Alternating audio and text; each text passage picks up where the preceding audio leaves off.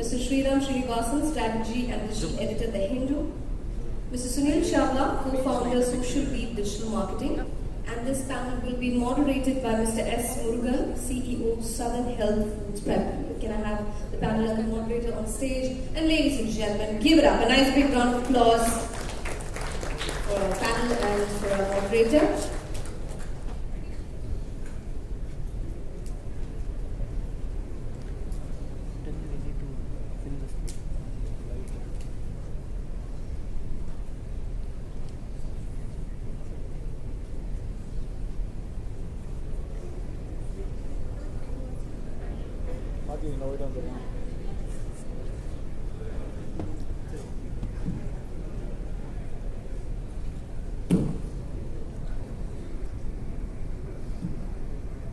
Very good morning to all of you.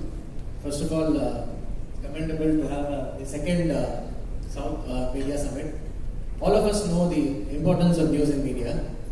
A lot of decisions in life, I know people take, given the information that's provided to them, and given that importance, if people take decisions on news that may probably not be 100%, it may not be 100% true. What would it lead to? In the last 3-4 years, with the proliferation of digital media, anything or the ability for anybody to create news has been increasing. Obviously means, rightly said, it has become a menace. It impacts a lot of things. It impacts politics and political parties. It impacts places. It impacts communities and their way of thinking. So very happy to have a very experienced and thoroughly professional panel here. Expecting a lot of perspectives to come through on the origination of fake news, on the proliferation of it, on the regulation of it, and containing the impact of it, and probably reducing the amount of fake news that actually gets served. So I'd like first to ask Mr. Srinivasan from Federal to talk about, from a media, from a publisher and a broadcaster point of view, what is this menace all about? What is it? Is it what's causing it? What is causing it to completely become viral, spread everywhere? And what should publishers and broadcasters do in a situation like this? I ask lots of questions. Let me first, I'll just take 1 minute to tell about what the Federal is. In 2011, we launched Udit Almare. I'm the founder creator of the channel. Now, we saw a certain, a place in the market at that time, and and that's why the channel is. Subsequently, then we also saw that there is a space for English, something in English. So we took some time, we thought about television, and then later we decided a digital strategy would be better. That's how we come with this. We launched this in March. Earlier, before me in the session, Arnav spoke. Many things which he spoke, I agree. Of course, many other things I disagree. Ideologically or other factors, politically, what he spoke, I disagree on many of them. But I do agree that there is a great potential. The southern market is very different, they've got a huge potential, but it's a different market. I was heading Architect, and then when I came here, when Udit Almare became an instant success, the question which was asked was the reason, and I said only one thing. When I went to Delhi and from the India TV, they asked, I said, we do different kind of stories. We do stories on education, health, and not on snakes getting married. I am saying it's very important. Somebody asked the question of education, national education policy. And I think those are the issues, health, education, the issues which really matter to the people. That's what the audience here, the southern audience, all the 5 states, I think they really care. Now, with that short introduction, let me, so the Federal here is trying to look at India from the perspective of the states. So that's the idea of this website. Now, let's go quickly to what's fake news. Now, when I said that, snakes getting married, fake news is not something which has come out suddenly out of blue. We have been living with it. It's been around since 17th century, 18th century.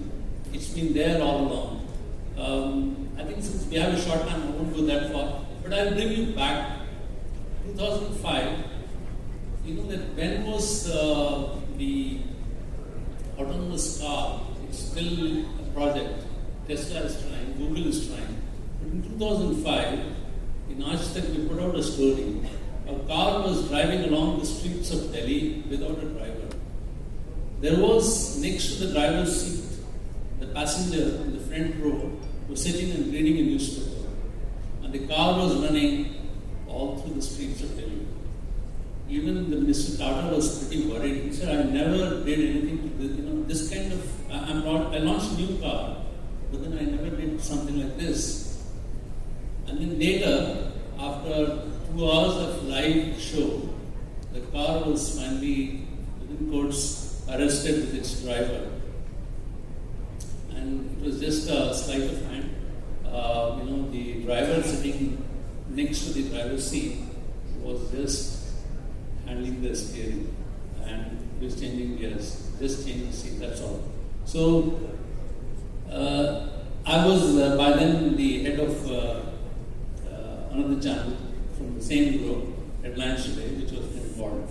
I refused to carry that story, but Ashtak did carry it. And it gave huge TRPs, huge numbers for the channel. Why I'm trying to say is, there are lots of studies done which basically say that the fake news or the false news, what is not true, reach and go much faster than truth. I mean, you may find it very odd. And that time there was no social media in 2005, there was no Tesla, now you have the biggest menace, one of the biggest menaces is social media, where there are no filters. So, fake news is everywhere. It's in social media, it's in mainstream media, it's for people like us, how we handle it. How do we do that? In a traditional media, we have lots of filters.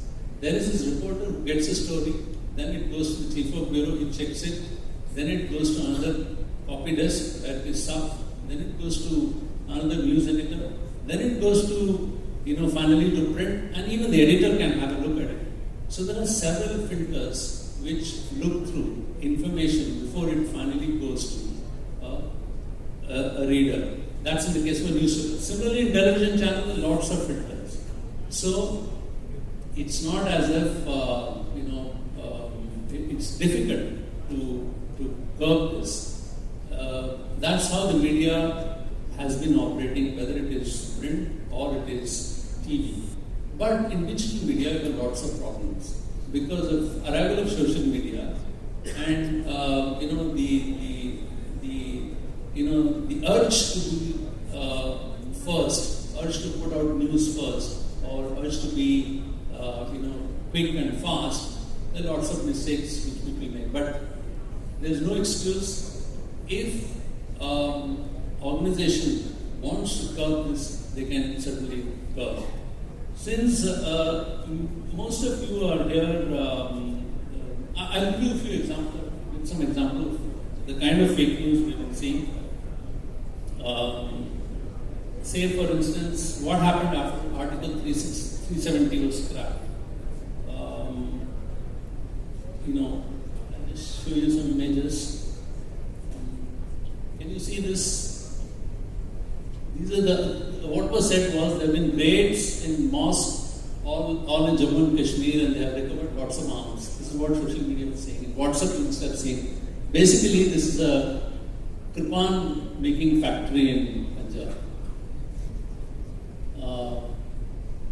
This is again part of the same thing. And these guys are actually arrested because they were running some, arms in Uttar Pradesh. It happened in 2019 March. Somebody has put this picture on Tumblr. Okay, So this was taken out of Tumblr and presented like as if these are the guns which are recovered in Jammu Kashmir. And this actually happened. There is a group which was caught and arrested in Rajkot, in Gujarat. Again, it happened much earlier, in January. So, most people would tend to believe because the news arrived in their WhatsApp. There are other things. Is it so difficult to detect fake news? I think all it requires is a bit of common sense. A so-called national channel in Hindi carried a story. Would you believe this? 2017, the story was Saudi Arabia passed a fatwa that men can eat their wives if hungry. This is actually carried by the channel as news.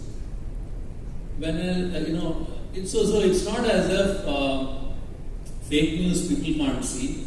Of course, there are some kinds of fake news which is so deceptive that you may find it difficult to unravel. Historical facts. We are now living in an age post-truth where you have to deal with lots of things where your icons are being pulled down. There is a big question mark over Nehru. What did Nehru do in Kashmir? Article 370, whether he played a role or not. There are debates where we know that there are things which are not right. The question whether Patel participated in while framing in Article 370 or not. I mean, the narrative is he didn't know. It was Nehru whose hand was there, and he was with Iyengar, and the draft was made, and the narration is built. So therefore, there are lots of things which is going around. So these kind of facts, when woven with a certain kind of narrative, which suits a certain political idea, then it becomes difficult. Otherwise, largely fake news, if you apply few filters, you can detect. In fact, there are lots of tools available online. You can do reverse search, reverse image search. You can do, even frame by frame. You can search a video and then find out whether it's, whether it has appeared or what's the context, how it has come. You can find out all of that.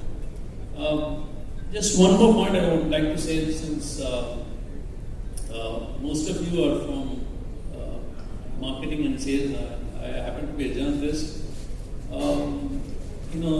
There is this interesting quote. Jaffrey, in 2006, Jeffrey Hampecker, he was then a fresh graduate from Harvard in maths, and he became an early employee of Mark Zuckerberg. And he helped to build Facebook's data team. And he quit despite the company doing exceedingly well. So a question was asked, why did you leave? So this was an interview, and he